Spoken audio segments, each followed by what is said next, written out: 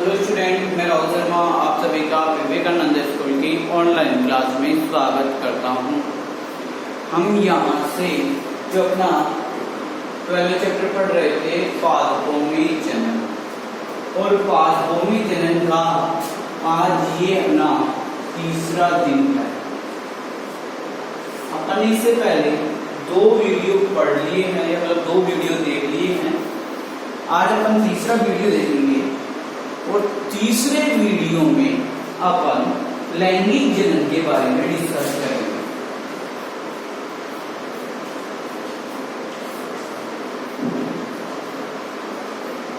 लैंगिक जनन के बारे में डिस्कस। तो देखिए, लैंगिक जनन, इससे पहले अपन ने अलैंगिक जनन के बारे में डिस्कस किया। यहां हम लैंगिक जनन के बारे में डिस्कस। अलैंगिक जनन में अपन ने बताया था कि ऐसा जनन जिसमें संतति उत्पन्न करने के लिए एक ही जनक की आवश्यकता होती है, वो कौन सा जनन कहलाएगा? अलैंगिक जनन।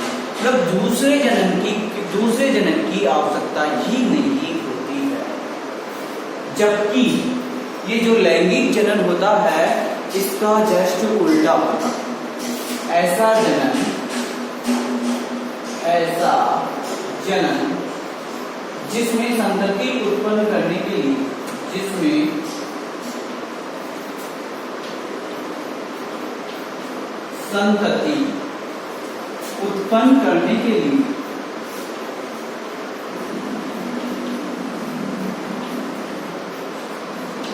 दो जनकों की आवश्यकता होती है।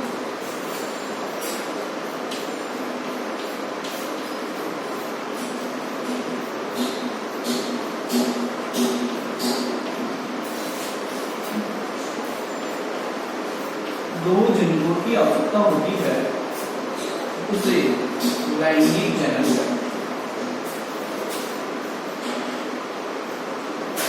क्या कहते हैं? लैंगिक जनन।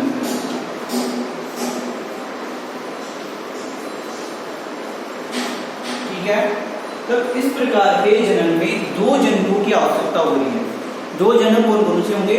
नर होगी और मादा होगी। मतलब जिसे अपन कह सकते हैं जनरली भाषा में पुरुष और महिला, तो दोनों की क्या होगी? आवश्यकता होगी लैंगिक जनन में। तो देखिए, दोनों की आवश्यकता हो रही है लैंगिक जनन में। अपन बात किसकी कर रहे हैं? पादपों की बात कर रहे हैं, मानव की तो बात कर ही नहीं रहे। जब पादपों की यदि अपन बात कर रहे हैं तो यहां से आपको एरो करके लिखना है, पादपों में नर को अपन पुंकेसर व मादा को अपन स्त्री केसर कहते हैं। लिखना है आपको, पादपों में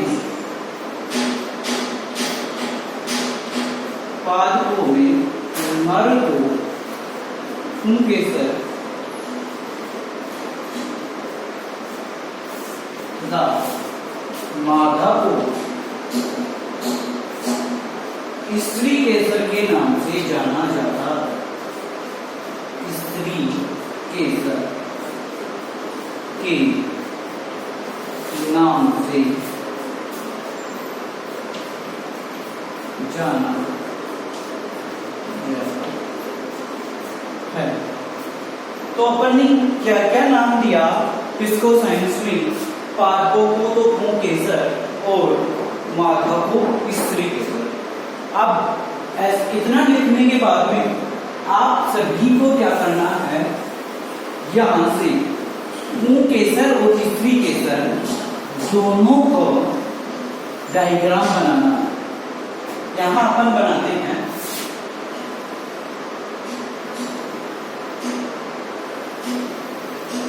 देखिए, ये होता है एक पुंकेसर की संरचना।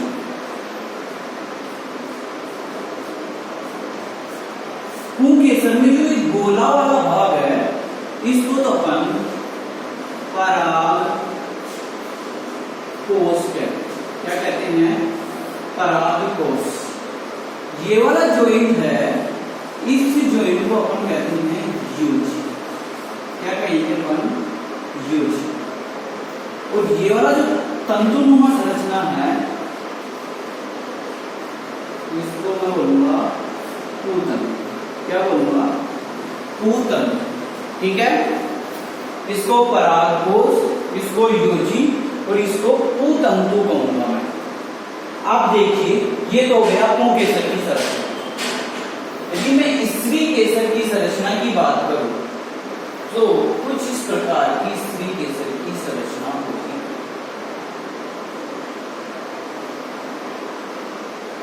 इसका ये वाला जो भाग है ये होता है वृत्तिका, ये होता है वृत्तिका, तो ये वाला भाग होता है अपना अंडाशय।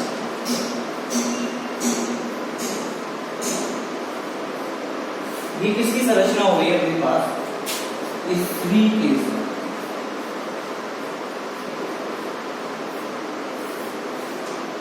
ठीक है, तो ये अपन ने दोनों की संरचना के बारे में डिस्कस कर लिया।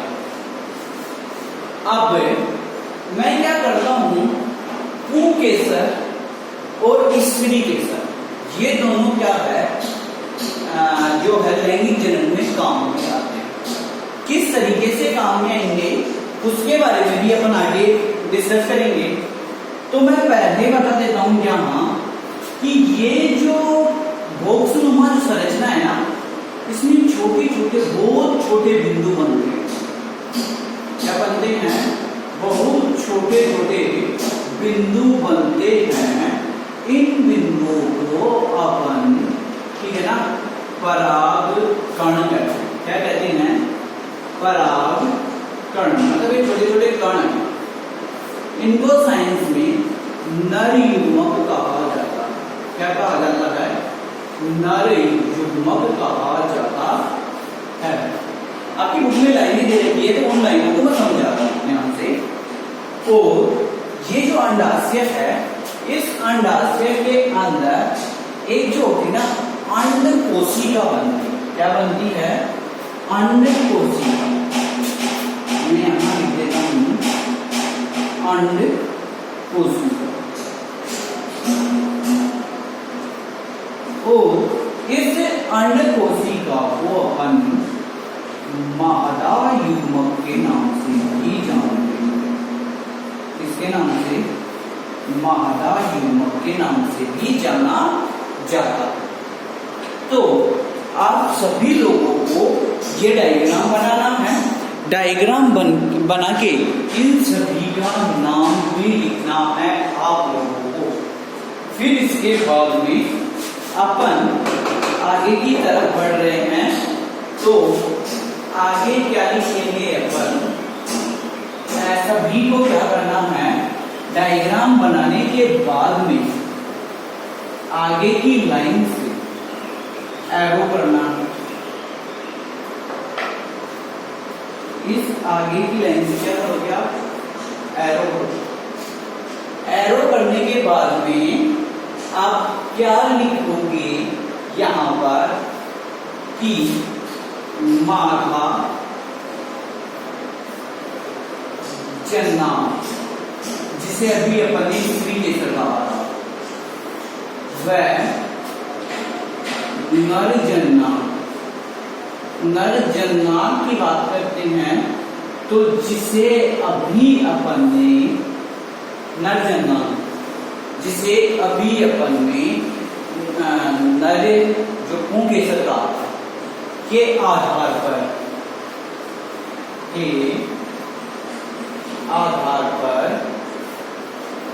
पुष्प मतलब फूल, पुष्प दो प्रकार के होते हैं। पुष्प दो प्रकार के होते हैं।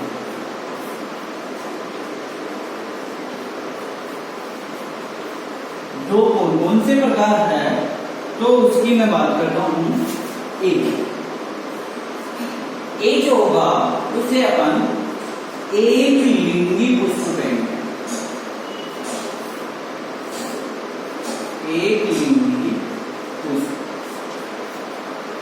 देखिए ऐसा पुष्प जिसमें नर जन्नार और मादा जन्नार, मतलब स्त्री केसर व पुंकेसर दोनों में से सॉरी, दोनों में से यदि एक उपस्थित हो तो उसे एक लिंगी पुष्प कहेंगे।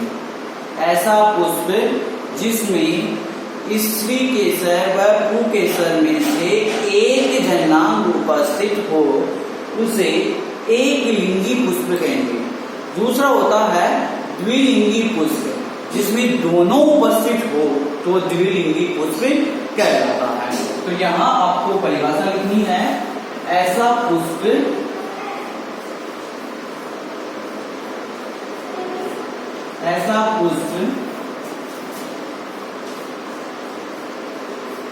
जिसमें पुंकेसर व स्त्री केसर, पुंकेसर व स्त्री केसर में से कोई एक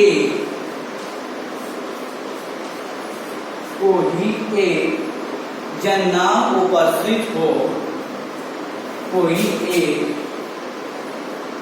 जनांग उपस्थित हो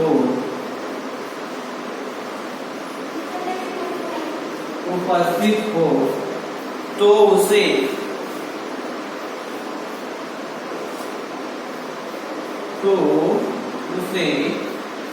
एक लिंगी पुष्प कहते हैं।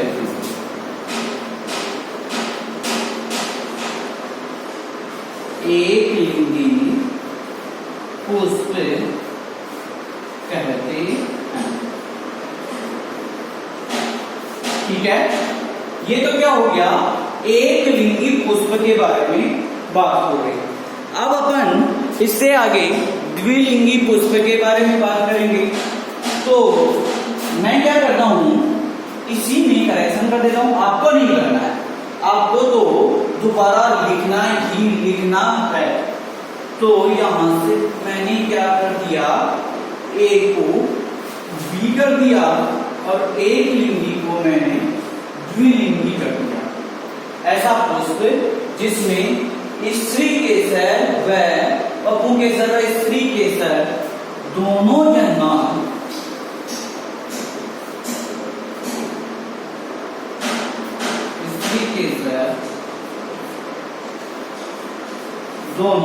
जनांग उपस्थित हो तो उससे द्विलिंगी पुष्प कहते हैं।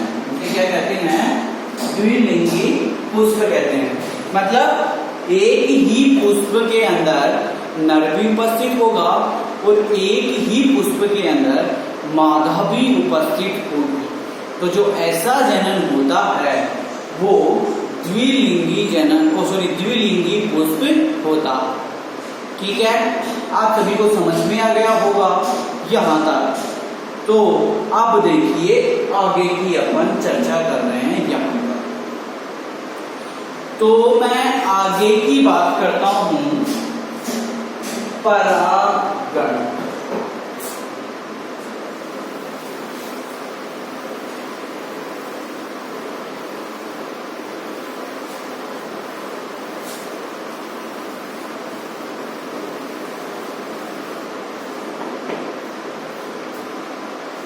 इसकी बात करेंगे अपन परागण।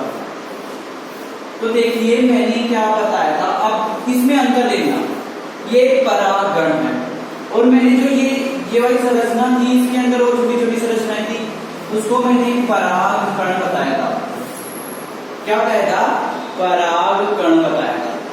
तो देखिए ये परागकण पुंकेसर से निकलकर, पुंकेसर के परागकोश जिसमें ये इकट्ठा हो गए थे, वहां से निकलकर यदि ये किसी भी माध्यम द्वारा इस वृत्तिकाग्र तक पहुंच जाते हैं तो यह क्रिया परागण कहलाती है। तो आपको क्या करना है, यहां से लिखना है परागकणों का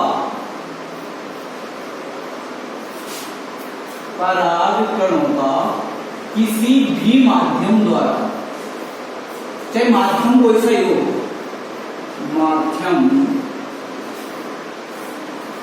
द्वारा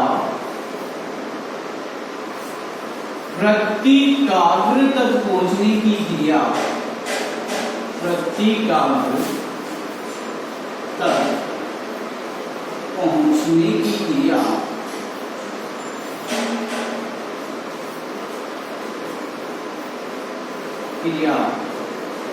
परागण कहलाती है।